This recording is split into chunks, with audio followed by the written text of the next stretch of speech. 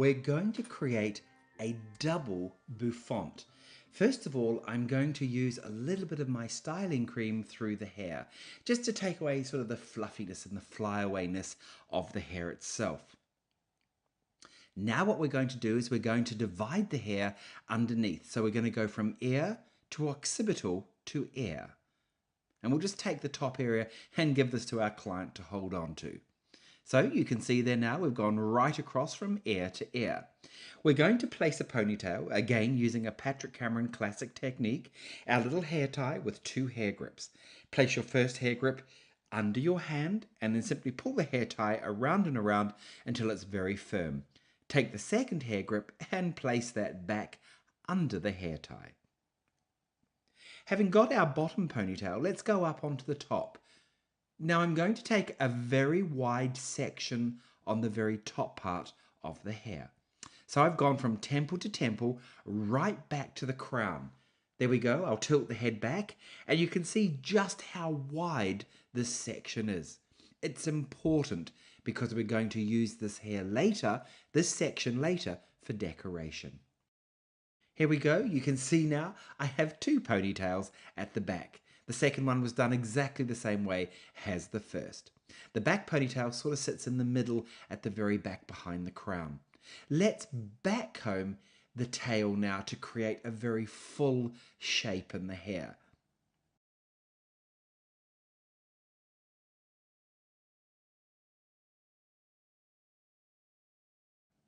There we go. You can see now the hair's all back combed. It's very, very full.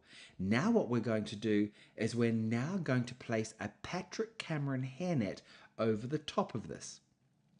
Now, what I do is I'm going to take out of my hairnet bag. By the way, it comes in 3 colours. The hairnets come in 3 colours. We have blonde, we have brown, light brown, and black. So we're going to use the light brown hairnet.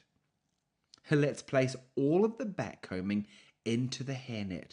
Now the hairnets are quite large, so watch this. I'm just going to pull the hairnet up a little higher and the excess hairnet that I don't need, just twist that around the ponytail base. You don't need to pin it, it'll hold perfectly. Now let's take that, just sit it up on the top and let's go to the bottom piece, and again we're going to back comb and hairnet and create the second hair pad.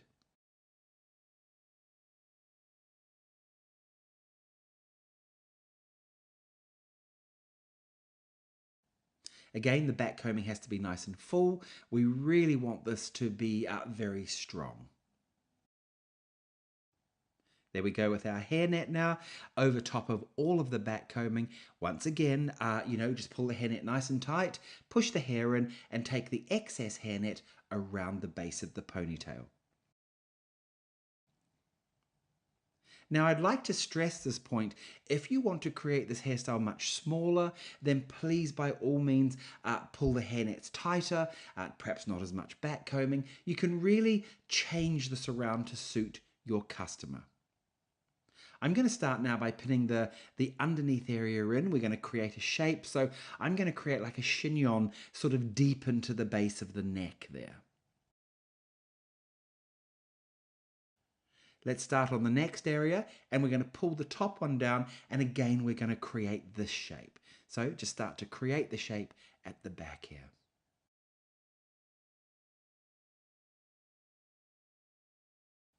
Now I have to say, once you create these shapes, this is the size of the hairstyle. So make sure that you create a beautiful shape that you're happy with before you start covering the shapes. So at this point now, really you can sort of start to change the shape if you wanted to.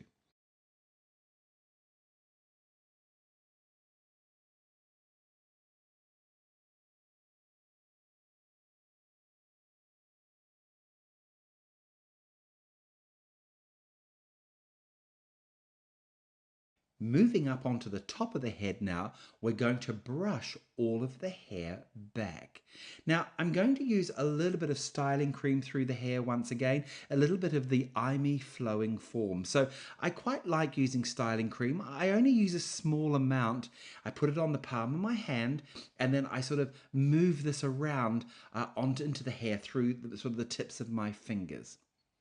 Let's pull this up, and we're going to take a Patrick Cameron hair slide. Place the hair slide onto the crown and push forward. Once you have this secure, simply start to pull the front just to create a softness at the very front area. If you have soft layers, perhaps you could put a softer front on this if you wanted to as well. Now, with the tails, let's split those in half. So we've got two even tails, one on the right-hand side and one on the left-hand side. Let's take the first tail over top of half of, and I'm going to say this, half of the hair pad on the top. You can see there now, I haven't turned around, but you can see I've got a second tail there. So just pop that out of the way, and now you can see as I turn it around. There we go. You can see I'm only covering half of the hair pad. Now, using the tail of your brush, flick this under and go all the way under, and we'll take the tails over to the opposite side of the under hair pad. We'll just place a hair grip here in to hold, just to keep it nice and secure. And I pin between the two hair pads. There we go. That's that side done. Now I'm going to take the tails of the piece we've just done, and I'm going to cover half of the opposite side of the lower hair pad. Here I go. Now I'll turn around so you can see. There we go. You can see I'm covering half of the lower hair pad on the opposite side.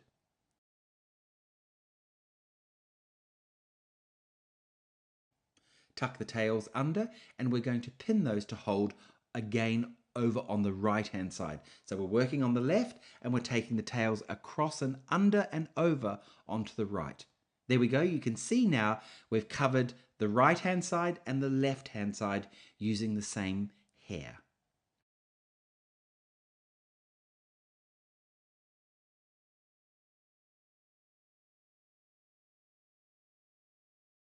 Now let's go to the left hand side.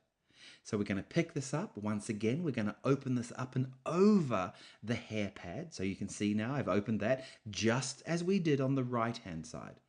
But this time I'm going to drape the hair across and over onto the right hand side. Watch this carefully. Using my brush, I flick the hair around and under,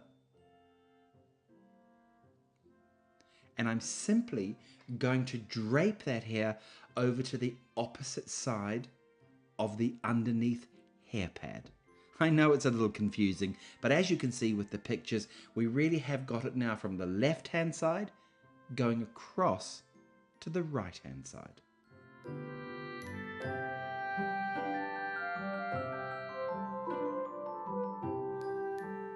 Let's turn this around a little so you can see. Look at that. There we go. We've got it draped beautifully coming over to the opposite side. And now let's just tuck the tails under so that we finish that side off and grip them to hold.